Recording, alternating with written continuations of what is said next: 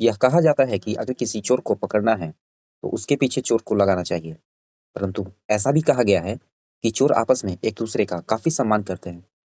तो इस कहानी के माध्यम से हम जानेंगे कि इन दोनों बातों में ये जो कहानी है वो किस बात की सत्यता यानी किस बात की व्याख्या करती है। तो स्वागत है आपका दोस्तों अभिलाषा में। आज हम पढ़ेंगे अ क्वेश्चन ऑफ ट्रस्ट। हर व्यक्ति का यही विचार था कि एक होरेस डेनबी नाम का जो व्यक्ति था वो काफी नेक है ना और ईमानदार नागरिक था। लोगों की नजर में होरेस बहुत ही ज्यादा ईमानदार था। उसकी आयु करीब 50 वर्ष के आसपास थी। वो अभी भी अविवाहित था, उसने शादी नहीं की थी तथा उसके साथ उसकी एक नौकरानी रहती थी जो हेरिस डेनवी के स्वास्थ्य का ध्यान रखती थी। वास्तव में तो वैसे ठीक ठाक और खुश रहता था, लेकिन गर्मी के मौसम आते ही धूल और फूलों के कारण उसको एलर्जी से बुखार हर साल लगभग हो जाया करता था। जो होरेस डेनवी नाम का व्यक्ति था वो पेशे से ताला बनाने वाला था। उसका काम ताला बनाने का था और वो अपने धंधे में इतना ज़्यादा सफल था कि उसने अपने साथ काम करने के लिए 2 हेल्पर को भी रख लिया था। तो जो होरेस लोगों की नज़र में नेक और सम्मानित तो व्यक्ति था ही, पर वास्तव में वह पूरी तरह ईमानदार नहीं था। 15 साल पहले ही हैरिस अपनी पहली और एकमात्र कैद की सज़ा है ना, वो जेल से सज़ा काट कर निकलता है, क्योंकि जो हैरिस नाम का जो व्यक्ति था, ये जो व्यक्ति था, इसको रेयर और जो महँगा बुक था, इससे काफ़ी ज़्यादा प्यार था। इसी कारण वो साल में एक बार किसी न किसी तिजोरी से क्या करता था, मतलब किसी न किसी तिजोरी को वो लूटता था और हर साल वह इस काम के लिए काफ़ी सावधानीपूर्वक योजना को बनाता था कि उसका जो भी जो काम था, वो सारा काम के लिए जो पैसा था, उसको वहाँ से पूरा हो जाता था। और उस चोरी के बाद वो एक एजेंट के माध्यम से चुपके से छिपे तौर पर वो बुक को क्या करता था, खरीदता था। जुलाई की महीने में चमकती धूप में वह चलते हुए वह सोचता है और निश्चय करता है कि हर साल की तरह इस साल की भी जो चोरी होगी वो बाकी के चोरियों की तरह सफल रहेगी, क्योंकि 2 सप्ताह से वह एक जो घर है जो सॉर्ट ओवर ग्रेंज में स्थित है, ठीक है, उसका वो लगातार अध्ययन कर रहा था, लगातार उसकी देखरेख और निगरानी कर रहा था। उसके कमरों को, उसकी बिजली के तारों को तथा उस घर तक पहुंचने वाले सभी रास्तों को वह अच्छे से देख रहा था और उसको समझ रहा था। उसी बीच होता क्या है कि ग्रेंज परिवार अपने 2 नौकरों को घर की देखरेख करने के लिए छोड़कर वो लंदन चला जाता है और उनके जो नौकर हैं वो घर से बाहर सिनेमा देखने के लिए जाते हैं। उसी बीच हेरिस को उसको उसके नाक में उसको एलर्जी सा कुछ महसूस होता है और कुछ सनसनाहट सा उसको महसूस होता है, लेकिन इसके बावजूद भी उसको बहुत ज़्यादा खुशी थी।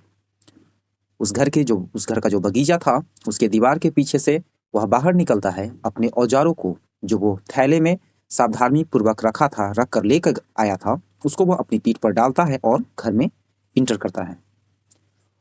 वो जो ग्रेंज तिजोरी था, वो जो घर उसका जो तिजोरी था, उसमें करीब 15,000 पाउंड के कीमती और हीरे जेवरात, डायमंड्स, इयररिंग्स वगैरह रखे थे। वह सोचता है कि यदि वह उसे एक-एक करके बेचेगा तो कम से कम 5,000 पाउंड तो मिल ही जाएगा और ये जो राशि था उसके अगले साल तक के लिए काफ़ी था।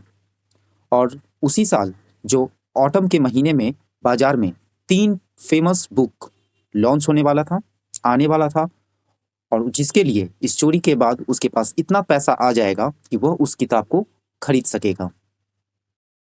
उसने देखा कि उस घर की जो नौकरानी है, उसने चाबी को किचन के दरवाजे के बाहर जो एक हुक लगा था, उसी में उसने उस चाबी को रखते देखा।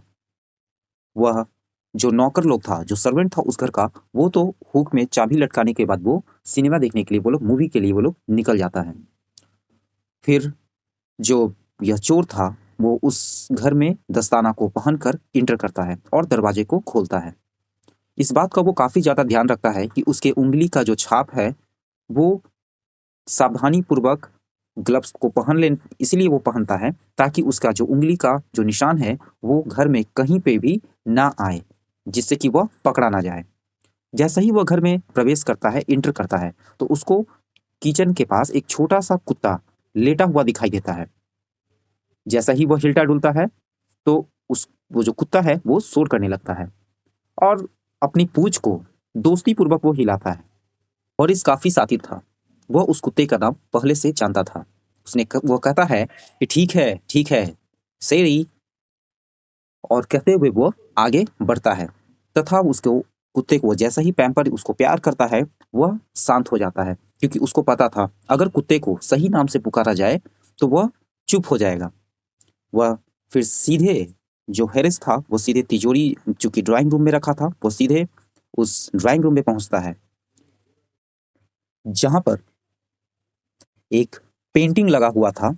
तो हॉरिस सोचता है थोड़ी देर के लिए कि वह पुस्तकों की बजाय वो क्यों ना पेंटिंग को कलेक्ट करे, क्यों ना वह चित्रों का संग्रह करे।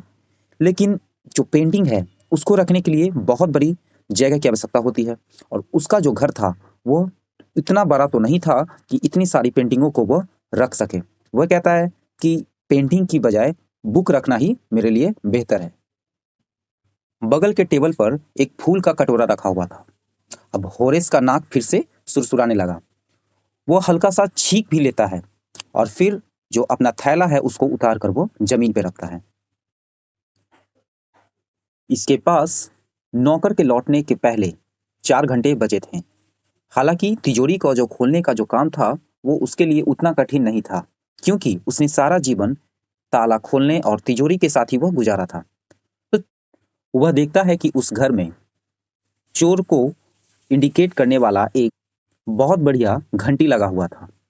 अब वो करता क्या है कि उस घंटी का तार काटने के लिए हॉल में जाता है, और जब वापस लौट रहा होता है तो उसको वापस से उसी फूल की खुशबू मतलब दोबारा से उसके नाक में जाती है। और जैसे ही इस बार दोबारा उसके नाकों में जब उसका महक जाता है तो इस बार वो जोरदार तरीकों से छींक देता है। लोग भी कितने मूर्ख होते हैं जब उसके पास मूल्यवान चीज होती है, ऐसा होरिस के मन में आया। क्यों? क्योंकि कुछ ही दिन पहले एक मैगजीन में एक राइटर के द्वारा ये जो घर था इसका सारा ब्लूप्रिंट यानी कि हुलिया, उसमें बने कमरे, उस मकान का नक्शा तथा उस कमरे का चित्र जहाँ पे पेंटिंग के पीछे इस तिजोरी को रखा गया था, वह सब कुछ उस मैगजीन में दे रखा था।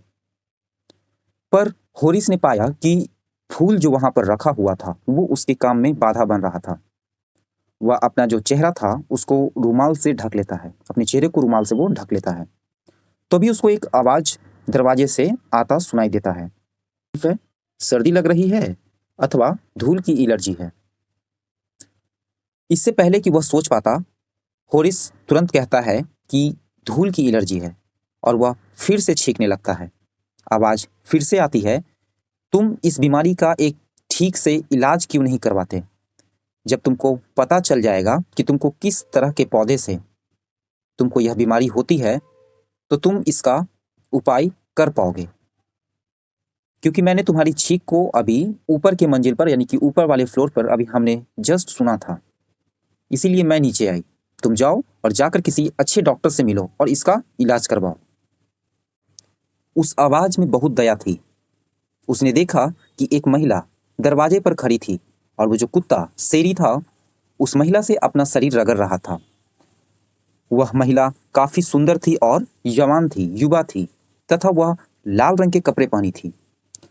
जहां पर आग जलता है यानी कि अंगीठी के पास वह महिला आती है और वह अपने गले में पहने आभूषण को ठीक करती है। वह कुत्ते से कहती है, नीचे उतरो सेरी, लोग को लग सकता है कि मैं 1 महीने के लिए घर से गई हुई हूं। उसने हैरिस की ओर देखते हुए मुस्कुराया और बोलना जारी रखा, पर मैं समय से वापस आ गई हूं। यदि मुझे आशा नहीं है कि किसी व्यक्ति से मुझे मिलना पड़ेगा। मैंने तो यह सोचा ही नहीं था, लेकिन मैं देख रही हूं कि मेरे पीछे घर में कोई और भी मौजूद है। होरिस को कुछ आशा जगी। उसको लगा कि चलो, यह महिला तो उससे मिलकर खुश है, अब वह संकट से बच सकता है। लेकिन वह अगर महिला से सही ढंग से पेश आएगा तभी ऐसा हो पाएगा, ऐसा होरिस सोचने लगता है। तो हैरिस ने उत्तर दिया कि मुझे भी आशा नहीं थी कि परिवार के किसी सदस्य से मैं भी मिलूंगा। वह महिला कहती है, फिर तो तुम्हें मुझसे मिलकर बहुत असुविधा हुई होगी, तुम्हें परेशानी हुई होगी। अब तुम क्या करोगे? हैरिस कहता है कि मेरे मन में पहला विचार तो आया था कि मैं यहाँ से भाग जाऊं। हाँ, वह महिला कहती है, तुम ऐसा कर सकते थे और मैं पुलिस को फ़ोन करके तुम्हारे बारे में बता दूंगी, वह तुम्हें तुरंत से पकड़ लेंगे। हैरिस कहता है, मैं पहले टेलीफोन के तार को काट दूंगा। बिना चेहरे पर संकोच किए हुए हैरिस उस महिला को कहता है, मैं ध्यान दूंगा, मैं पहले सुनिश्चित करूंगा कि तुम कुछ समय तक कुछ भी ना कर सको। वह उस महिला को कहता है, क्योंकि मुझे अपने काम के लिए कुछ ही घंटे काफ़ी हैं। अब वो जो महिला थी वो काफ़ी ध्यानपूर्वक उसको देखती है और कहती है, तो क्या तुम मुझे चोट पहुंचाओगे? हैरिस रुक गया और फिर कहता है कि शायद मैंने ये जो बात तुमसे कही है ये तुमको डराने के लिए ही कही है।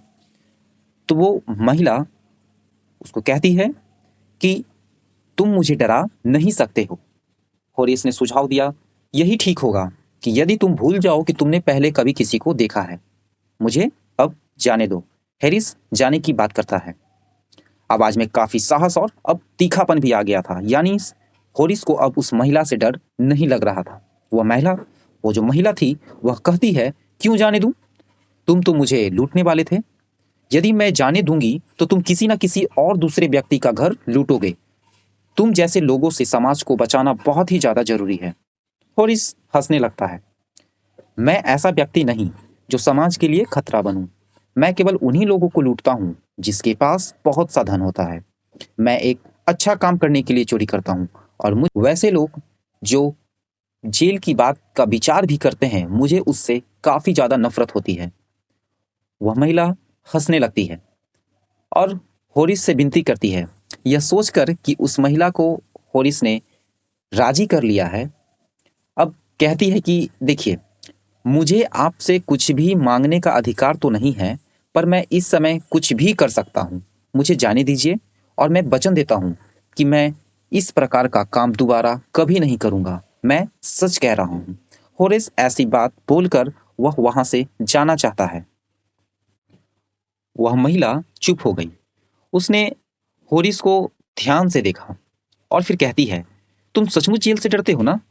वह जो हैरिस था सिर हिलाते हुए उसके पास आता है। वह महिला कहती है कि मैं हमेशा से ही गलत तरह के लोगों को पसंद किया है। बगल में ही पड़े एक टेबल के ऊपर से एक चांदी का वह डब्बा उठाती है जिसमें से वह सिगरेट को निकालती है। हैरिस उसको खुश करने के लिए एकदम बेचैन बैठा था और यह देखकर कि महिला शायद उसकी मदद कर दे, वह क्या करता है कि अपना हाथ में पहने जो ग्लव्स था, जो दस्ताना था, उसको उतार देता है और अपने जेब से सिगरेट का लाइटर निकालकर उसको दे देता है और वो कहता है कि आप मुझे जाने देंगी ना? अब उस लाइटर की ओर बढ़ाते हुए वो उस महिला से कहता है। तो वो महिला कहती है, हाँ, पर तभी जब तुम मेरा एक काम करोगे। अब वो जो हैरिस था वो कहता है कि जो कहेंगी वही करूँगा। मैंने अपने पति को कहा था कि मैं जो है अपने जेवर बैंक में रखाऊंगी। उन्होंने इस तिजोरी में रखने से हमें मना किया था, लेकिन मैं ऐसा नहीं कर पाई और आज रात को मुझे इन जेवरों को पहनकर पार्टी में भी जाना है, इसलिए मैं उसको नीचे लेने आई हूँ। पर अब जो हैरिस होता है वो हंसने लगता है, या कहता है कि यानी कि आप खुद तिजोरी को खोलना भूल गई हैं क्या? क्या आप इसका नंबर आपको याद नहीं? वह महिला उसको कहती है हैरिस को कि तुम ठीक कह रहे हो, लेकिन इतने में ही हैरिस कहता है कि यह काम आप मुझ पर छोड़ दीजिए और 1 घंटे में आपको आपके जेवर मिल जाएंगे, क्योंकि मैं तिजोरी तोड़ने में काफ़ी ज़्यादा एक्सपर्ट हूँ। अब उसकी चिंता आप मत कीजिए। वह महिला कहती है कि मेरे पति यहाँ 1 महीना के बाद ही आएंगे, उस समय तक मैं भी इस तिजोरी को बनवा लूंगी। हैरिस 1 घंटे के अंदर उस तिजोरी को खोल देता है और उसके अंदर रखे जेवर को निकालकर उस महिला को सौंप देता है और वहां से वह खुशी खुशी अपने घर की ओर वह चल देता है। अगले 2 दिनों तक वह जो हैरिस होता है वह उस महिला के बारे में याद करता है और उसके बारे में सोचता है। तीसरे ही दिन सुबह में वह अपने जो उसका जो फेवरेट जो बुक होता है, उसका जो फेवरेट बुक होता है, उसकी उसको याद आती है और वह सोचने लगता है कि उसको दूसरी तिजोरी तलाशनी पड़ेगी। पर अपनी योजना के काम पर प्रारंभ उसकी शुरुआत करने का उसको अवसर नहीं मिल रहा था, उसको मौका नहीं मिल रहा था। दोपहर को एक सिपाही उसके घर आता है और शॉर्ट ओवर रेंज में जेवरात चुराने के आरोप में उसको उठाकर जेल लेकर चला जाता है, क्योंकि उसकी उंगली का जो फिंगरप्रिंट है वो उस तिजोरी पर पड़ा हुआ था जिसको वह तोड़ा था। क्यों? क्योंकि तिजोरी को वह तोड़ते समय अपने हाथ से दस्ताने को वो क्या करता है, निकाल देता है, जिस कारण फिंगरप्रिंट उस तिजोरी पर उसके आ जाते हैं।